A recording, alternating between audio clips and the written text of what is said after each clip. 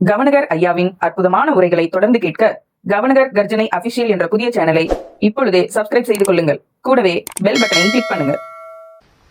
அடே, யானையிலிருந்து எறும்பு வரைக்கும் உன் கண்ணுக்கு தெரிகிற உயிரினங்கள்ல எந்த உயிரினமான பிறந்தாலும் விதிக்கு உட்பட்ட வாழ்க்கை, விரும்பிய வாழ்க்கை கிடையாது. ஞாபகம் வச்சுக்கோ.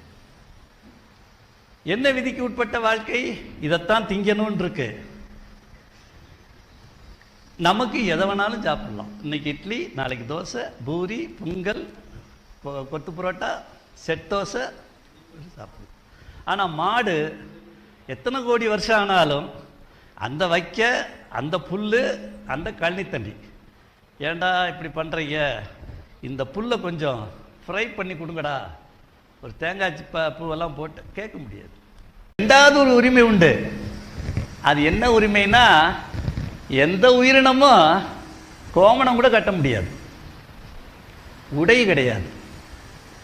உனக்கு ஒவ்வொரு ஸ்பேர் பார்ட்ஸுக்கும் different variety of dress, different material, different variety, different style. போய் கண்ணாடி முன்னே நினச்சிட்டு நான் கழுத்து வைக்க சொன்னேன், அவன் வீ கழுத்து வச்சுட்டான். ஏய், கழுத்து நல்லா இருக்கான்னு பாரு, தைராய்டு இல்லாமல் கழுத்து வீ கழுத்தா?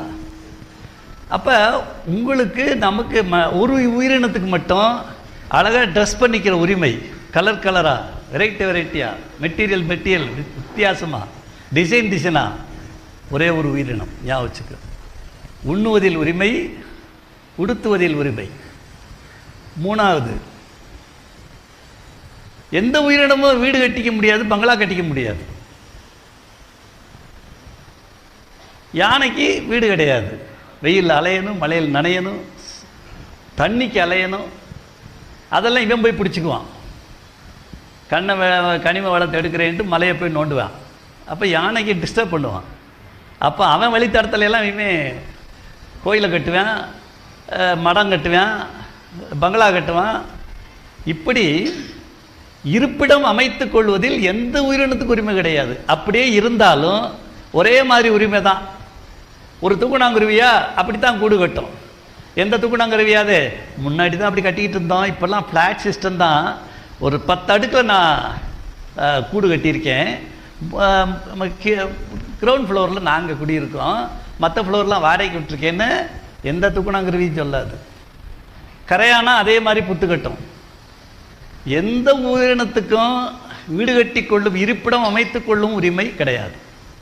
ஒரே ஒரு உயிரினத்துக்கு விரும்பியவாறு. ஒருத்தன் 300 கோடிக்கு வீடு கட்ட ஆரம்பிச்சுட்டு இப்போ கோமணத்தை அறுத்து விட்டாங்க, அவன் போய் உட்காந்துருக்கான், ஜெயிலில் உட்காந்துருக்கான், காயடிச்சு போட்டாங்க. ஆனால் 300 கோடிக்கு வீடு கட்டிக்கிட்டு இருந்தான். எது? உங்கள்கிட்ட கொள்ளையடித்த பணத்தை வச்சு. இப்படிலாம் விதவிதமாக பங்களாக்களும் அதுகளும் உருவாக்கக்கூடிய அந்த உரிமையை ஒரே ஒரு உயிரினத்துக்கு தந்தார்.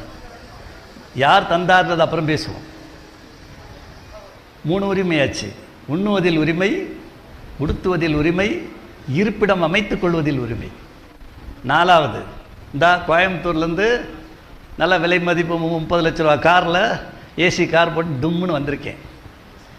என்னைக்காவது ஒரு சத்தியமங்கலத்தில் இருக்க யானை ஏதோ கொம்மிடி கோட்டையில் விழா நடத்துகிறாங்களாம், நம்மளும் போய் பார்த்து வரலான்னு 4 யானை கிளம்பி வர முடியுமா? ஒரு கரப்பாம்பூச்சி கூட உன் கண்ணில் மாட்டாத வரைக்கும் தப்பிச்சது.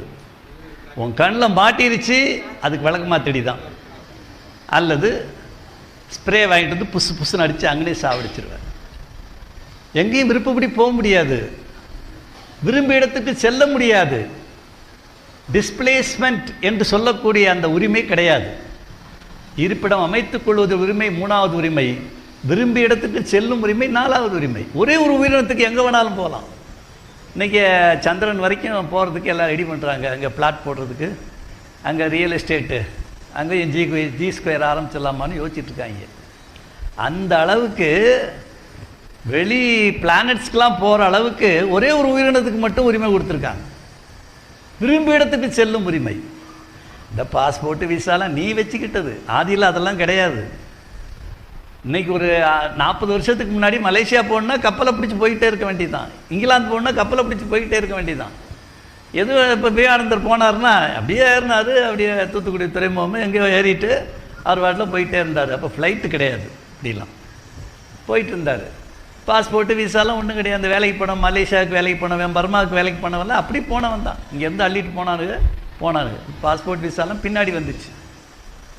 அப்போ விரும்பி எடுத்துட்டு செல்லும் உரிமை, இது எத்தனாவது உரிமை?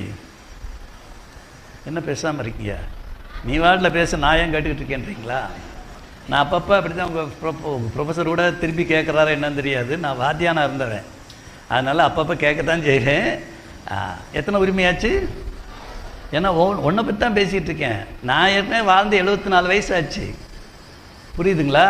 வாழ்ந்து நல்லா உண்டு உடுத்தி ஊர் சுற்றி உலகம் புறான் சுற்றி நல்லா சம்பாதிச்சு ஆனந்தமாக வாழ்ந்துட்டுருக்கேன். இப்போ நான் சாப்பிட்றதை பற்றி கவலைப்படுறதில்ல. ஊருக்கு பசியோடு இருக்க மக்கள் சாப்பிட்றாங்களான்றது தான் கவலை. என் கவலை நான் என் ரூமில் உட்காந்து தவம் பண்ணிக்குவேன். இப்போ எல்லா கோயில்களையும் பத்திரமா இருக்கா, இடித்து போட்டாங்களா, அதை பார்க்குற வேலை தான் இப்போ என் வேலை. புரியுதுங்களா? ஏன்னா அது மாதிரி ஒரு சூழ்நிலை, கால சூழ்நிலை. ஓகே.